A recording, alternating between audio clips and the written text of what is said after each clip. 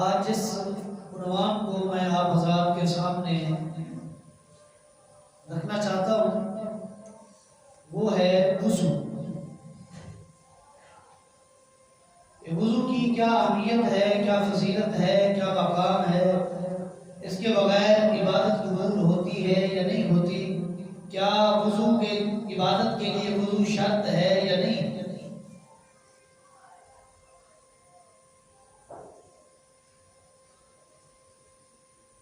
رسول اکرم جناب محمد رسول اللہ صلی اللہ علیہ وسلم نے فرمایا من توضأ کما امر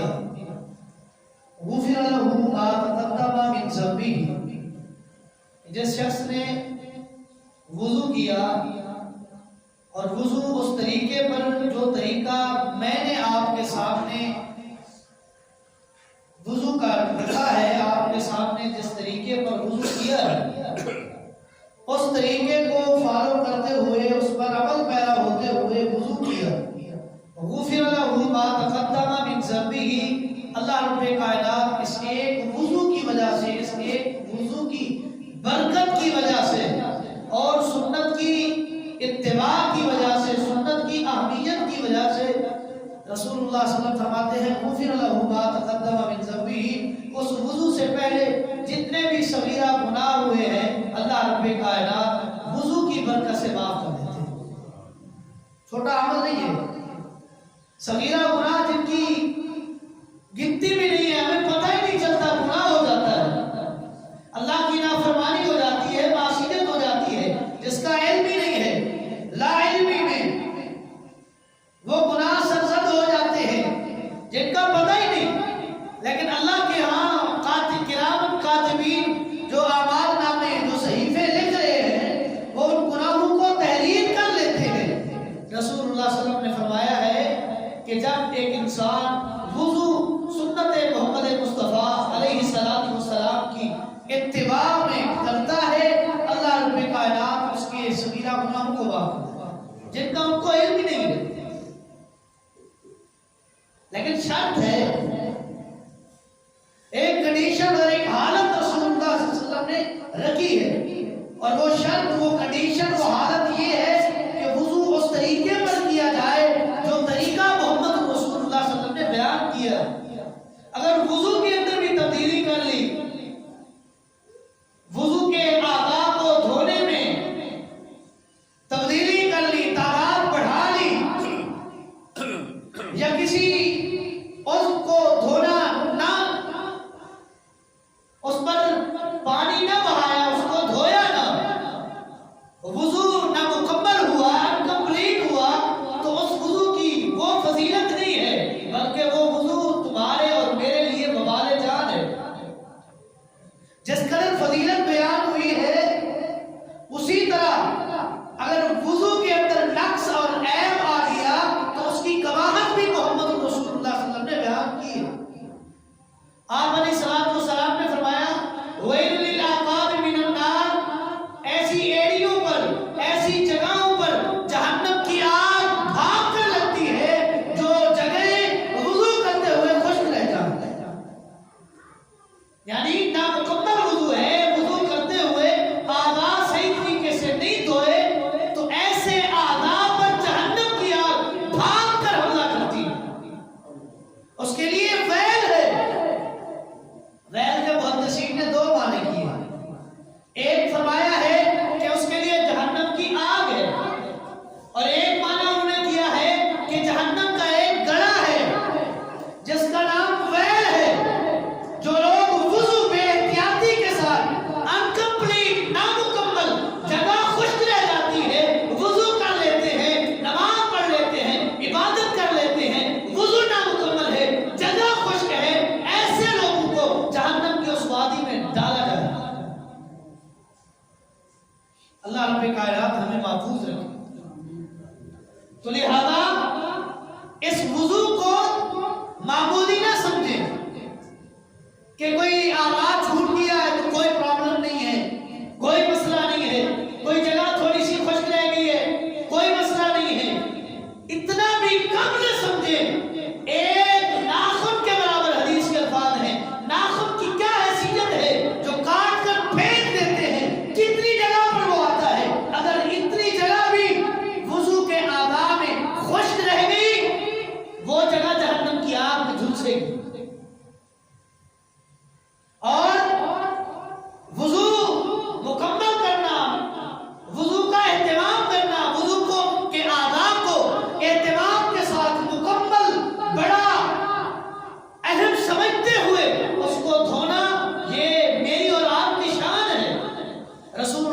سے پوچھا گیا اللہ کے رسول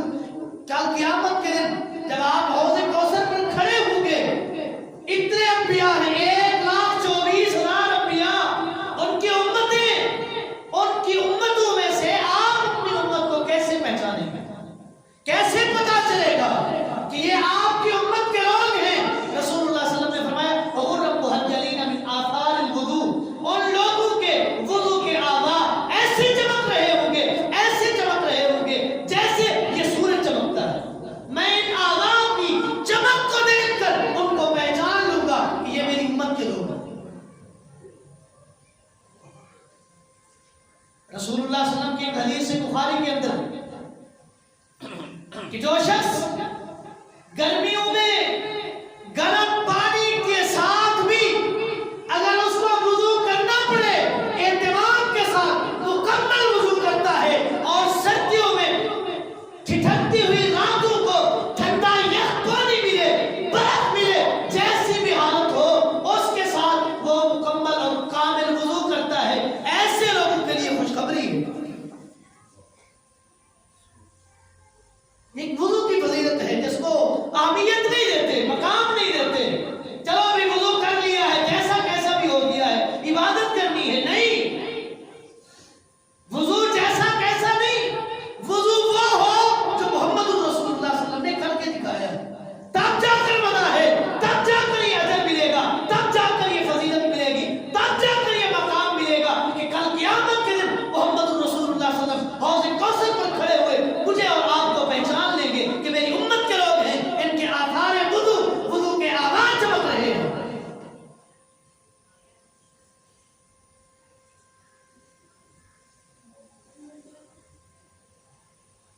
تو وضو کا بڑا ایک مقام ہے مرتبہ ہے رسول اللہ صلی اللہ علیہ وسلم نے فرمایا يستيقظ أحدكم من نومه فليغسل يده قبل أن يمس أو قبل أن يدخل في وضوئه کہ جب تم میں سے کوئی شخص نیند سے بیدار ہو نیند سے اٹھے تو پانی میں ہاتھ ڈالنے سے پہلے ان ہاتھوں کو دھو لے کیوں لا یدری این باتت یدہ اس کو پتہ نہیں رات کو سویا ہے نیند کی حالت میں ہاتھ کہاں لگا اس لیے پانی میں ڈائریکٹ چھونے سے پہلے ان ہاتھوں کو پانی کے ساتھ دھو لے برتن کے ذریعے پانی اڈیل کر دونوں ہاتھوں کو اچھی طرح دھو لے پھر وضو والے پانی کے اندر اپنا ہاتھ ڈالے اتنی احتیاط رسول اللہ صلی اللہ علیہ وسلم نے فرمایا جب تم میں سے کوئی شخص نیند سے بیدار ہو آنکھ کھلے تو اپنے ناک کو 3 بار جھاڑ لے کیوں رات کو جب انسان سوتا ہے تو شیطان انسان کے نتنوں کے درمیان آرام کرتا ہے سوتا ہے لہذا ناک کو جھاڑ کر شیطان کو نکال دو شریعت کتنی عام ہے کتنی سادہ ہے اور کتنی فضیلتیں ہیں اگر شریعت کو فالو کیا جائے رسول اللہ صلی اللہ علیہ وسلم نے معمولات زندگی کا کوئی ایک پہلو نہیں جس کو چھوڑا ہو چھوٹا سا چھوٹا پوائنٹ ہے اس کو بھی پوائنٹ آؤٹ کیا ہے محمد رسول اللہ کی شریعت میں صلی اللہ علیہ وسلم کوئی ایسا مسئلہ نہیں جو شریعت اسلامی میں نہ ملے اور جس کا ذکر محمد مصطفیٰ نے نہ کیا کیوں یہ شریعت عالمگیری شریعت ہے یہ شریعت یونیورسل شریعت ہے یہ شریعت آفاقی شریعت ہے اس کے بعد کوئی شریعت نہیں آئے گی لہذا دین کا ہر مسئلہ تیرے اور میرے سماج کا ہر مسئلہ معاشرت کا ہر مسئلہ معیشت کا ہر مسئلہ اس کا حل اگر ملے گا تو محمد رسول اللہ کی شریعت میں ملے گا یہ آج کی تیری اور میری سائنس ریسرچ کر رہی ہے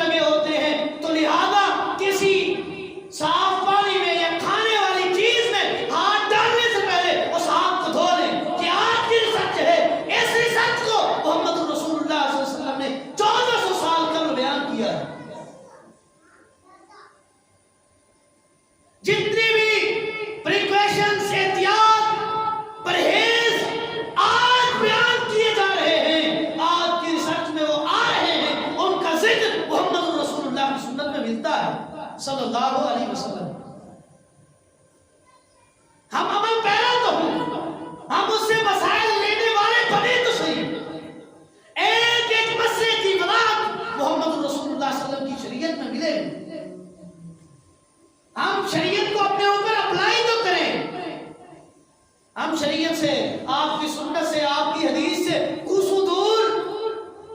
اپنی مرضی منمانی، اپنی آراء، مولویوں کی آراء، مفتیوں کے فتوے کو اہتمام کے ساتھ اس پر عمل کر رہے ہیں، رسول اللہ صلی اللہ علیہ وسلم کی سنت مطہرہ کو چھوڑ کر۔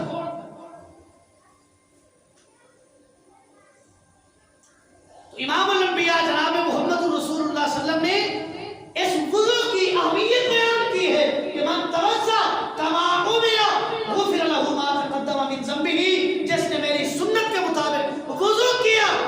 اللہ رب کائنات اس کی وضو سے پہلے جتنے بھی صغیرہ گناہ معاف کر دیں، وضو کی برکت سے۔ ایک اور حدیث میں ہے من توضا کما امر وصلی کما امر غفر له ما تقدم من ذنبه، جس شخص نے وضو سنت محمد مصطفیٰ کے مطابق کیا، 2 رکعت محمد مصطفیٰ کی شریعت کے سنت کے مطابق پڑھی، اللہ رب کائنات اس کی زندگی کے صغیرہ گناہ کو معاف کر دے۔ یہ شریعت آپ کی سنت کی اہمیت اور مقام ہے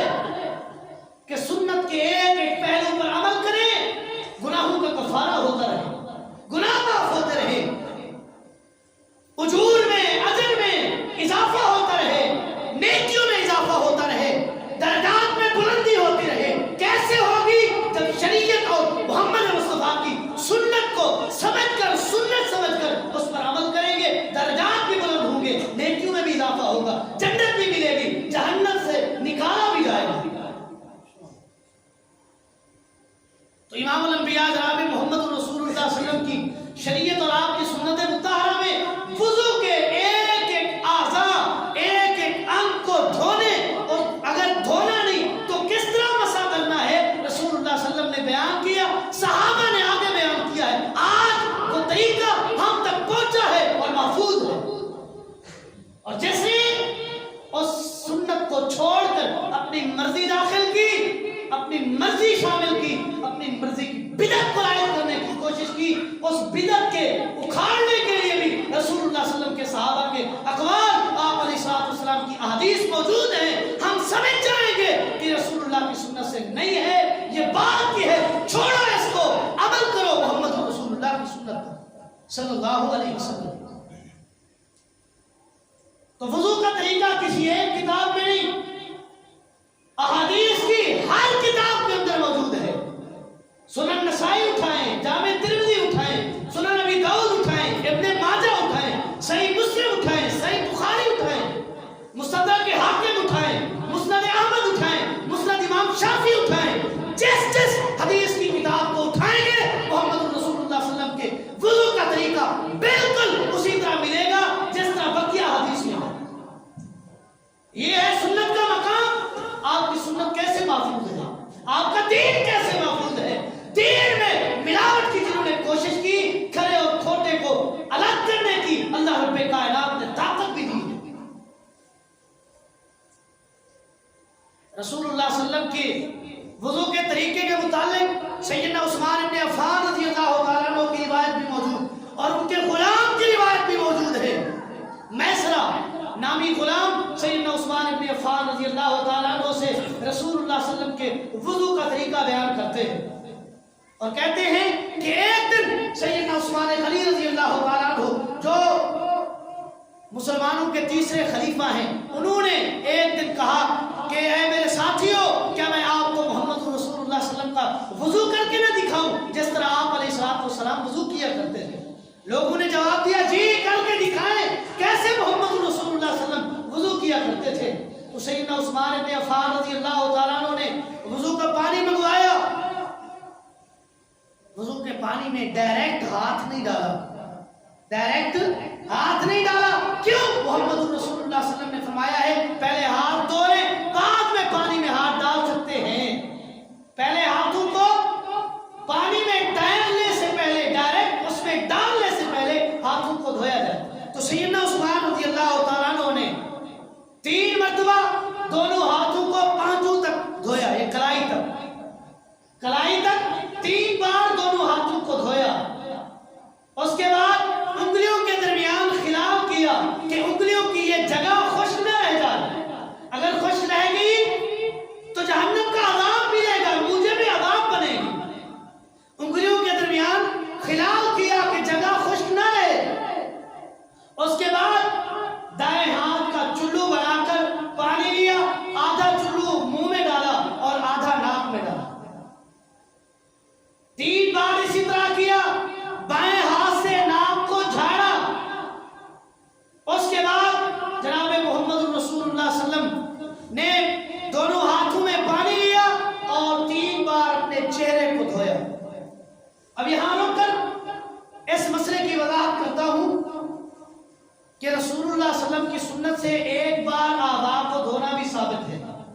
2 बार भी आधा को धोना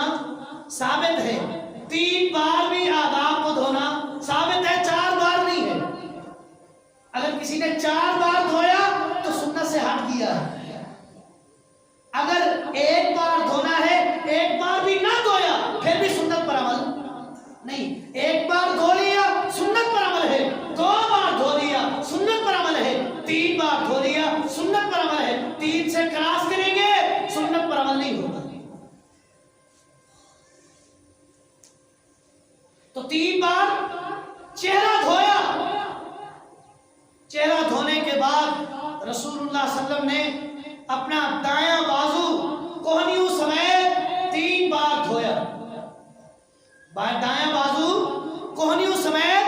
3 बार धोया। उसके बाद बायां बाजू कोहनियों समेत 3 बार इमामुल अंबिया जनाब मोहम्मद रसूलुल्लाह सल्लल्लाहु अलैहि वसल्लम ने धोया। अब बारी आ गई सर के मसे की और कान के मसे की। यहां जाकर इख्तिलाफ होता है कि सर का मसा कैसे करें। क्या सर के मसे में गर्दन का मसा है या नहीं है? तो रसूलुल्लाह सल्लल्लाहु अलैहि वसल्लम ने अपने दोनों हाथ पानी में डाले, उसके बाद ये शक्ल बनाई और मैं मसा करके दिखा रहा हूं, ये शक्ल बनाई। इसके बाद रसूलुल्लाह सल्लल्लाहु अलैहि वसल्लम ने यूं हाथ लिया और यहां तक ये गुद्दी तक ले आए, फिर वापस यहां जहां से शुरू किया था। उसके बाद कान का मसा है, कान के मसे के लिए अलहदा पानी हाथ में डालकर ये दोनों शहादत वाली उंगलियां कान के उस सुराख में डालकर और अंगूठा कान के बाहर यूं रखकर ये अंदर वाली उंगली अंदर घुमाई और बाहर वाली बाहर कान के, ये मसा किया। ये आप अलैहिस्सलाम के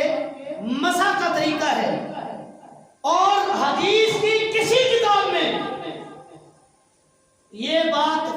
दिखा ही नहीं सकते कि मोहम्मद रसूलुल्लाह सल्लल्लाहु अलैहि वसल्लम ने गर्दन का मसा किया है, जो आज मामूल बन चुका है। कान के और सर के मसे के बाद पानी लिया और यूं मार दिया, तो ये जगह भी खुश्क न रहे। ये वुजू के तरीके में है ही नहीं, आप अलैहिस्सलाम ने किया नहीं। जब मोहम्मद रसूलुल्लाह सल्लल्लाहु अलैहि वसल्लम की सुन्नत में नहीं है, हम क्यों अमल करें? हमने अमल करना है मोहम्मद रसूलुल्लाह की सुन्नत पर। हमने किसी मौलवी की राय, फतवे, फैसले, मशवरे, किसी की फिक्र और अफकार पर अमल नहीं करना। हमने अमल करना है एक एक चीज में मोहम्मद रसूलुल्लाह सल्लल्लाहु अलैहि वसल्लम की सुन्नत मुताहरा। तो आपकी सुन्नत में ये गर्दन का मसा शामिल नहीं है। लिहाजा अगर किसी शख्स ने वुजू के करते हुए गर्दन का मसा किया, रसूलुल्लाह सल्लल्लाहु अलैहि वसल्लम की सुन्नत को छोड़कर बिदअत पर अमल किया। और जिस अमल में बिदअत शामिल हो जाए तो वो उस अमल को भी तबाह कर देती है और उसके बाद की जाने वाली नेकी को भी तबाह बर्बाद कर देती है। लिहाजा आज के बाद अगर इल्म था तो कुजा, अगर नहीं था तो गर्दन का मसा रसूलुल्लाह सल्लल्लाहु अलैहि वसल्लम की सुन्नत से साबित नहीं है। नहीं करना इसलिए कि मोहम्मद रसूलुल्लाह की सुन्नत पर अमल करना है। सर का और कान का मसा करने के बाद रसूलुल्लाह सल्लल्लाहु अलैहि वसल्लम ने अपने दायां पांव को टखनों समेत 3 बार धोया है। और ये शांगला, ये छोटी उंगली, इसके साथ उंगलियों के दरमियान खिलाल किया है कि उंगलियों के दरमियान भी जगह खुश्क बाकी न रहे। फिर बाएं पांव को धोया है। एक हदीस जामे तिर्मिज़ी के अंदर है कि रसूलुल्लाह सल्लल्लाहु अलैहि वसल्लम ने एक चुल्लू पानी का लिया दाएं हाथ से और ये थोड़ी यहां मारा, लगाया और उसके बाद दाढ़ी में खिलाल किया कि ये थोड़ी जो है चेहरे का हिस्सा है, इस तक भी पानी पहुंच जाए, ये जगह भी खुश्क न रहे। तो ये खिलाल मोहम्मद रसूलुल्लाह सल्लल्लाहु अलैहि वसल्लम की सुन्नत मुत्तहरा से साबित है। इसके बाद एक और बिदअत आजकल राइज है कि वुजू के हर आज़ा को धोने से पहले दुआ पढ़ी जाती है, जो मोहम्मद रसूलुल्लाह सल्लल्लाहु अलैहि वसल्लम की ज़ख़ीरे सुन्नत में से किसी सुन्नत में नहीं मिली। ये मन गलत दुआएं हैं, ये मन गलत अज़कार हैं। رسول اللہ صلی اللہ علیہ وسلم کی سنت سے ثابت نہیں ہے۔ آپ علیہ السلام کی سنت سے یہی ثابت ہے کہ وضو شروع کرتے ہوئے امام الانبیاء بسم اللہ پڑھا کرتے تھے، بسم اللہ الرحمن الرحیم نہیں، بسم اللہ، اور بسم اللہ ہی پڑھنی ہے۔ کیوں؟ سنت پر عمل کرنا ہے، نیکیاں لینی ہے، اجر لینا ہے، اجر ملے گا تب جب سنت پر عمل کریں گے۔ تو بسم اللہ الرحمن الرحیم نہیں پڑھنا، خالی بسم اللہ پڑھنا رسول اللہ صلی اللہ علیہ وسلم کی سنت سے ثابت ہے، وہی پڑھا جائے، اور اس کے بعد پورا وضو کرے۔ وضو میں کسی عضو کو دھونے کے بعد یا اس کے دھونے سے پہلے جو مروجہ بدعات اور اذکار رائج کیے جا رہے ہیں، یہ رسول اللہ صلی اللہ علیہ وسلم کی سنت سے ثابت نہیں، ان کو نہیں پڑھنا چاہیے۔ اگر پڑھیں گے تو اپنے وضو کو ضائع کر رہے ہیں، اپنی نیکیاں تباہ کر رہے ہیں، اور اس کے بعد کی جانے والی عبادت کو بھی تباہ و برباد کر رہے ہیں۔ وضو کرنے کے بعد رسول اللہ صلی اللہ علیہ وسلم دعا پڑھا کرتے تھے، اشہد ان لا الہ الا اللہ وحدہ لا شریک لہ واشہد ان محمدا عبدہ ورسولہ اللہم اجعلنی من التوابین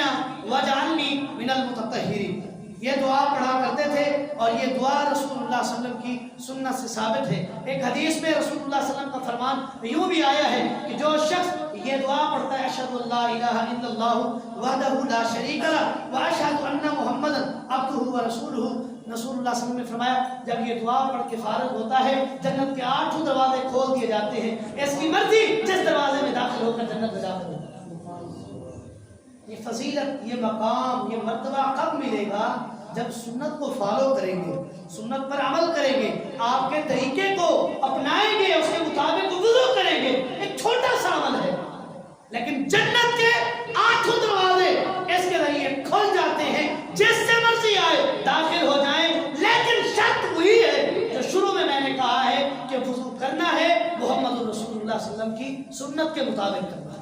جس طرح محمد رسول اللہ صلی اللہ علیہ وسلم نے کر کے دکھایا ہے اسی طرح وضو کریں گے، یہ اجر بھی ملے گا، یہ بھی مقام بھی ملے گا، یہ مرتبہ بھی ملے گا۔ اللہ رب کائنات سے دعا ہے اللہ رب کائنات سنت مطہرہ پر عمل پیرا ہونے کی توفیق دے۔ هذا ما عندي والله اعلم بالصواب وما توفيقي الا بالله۔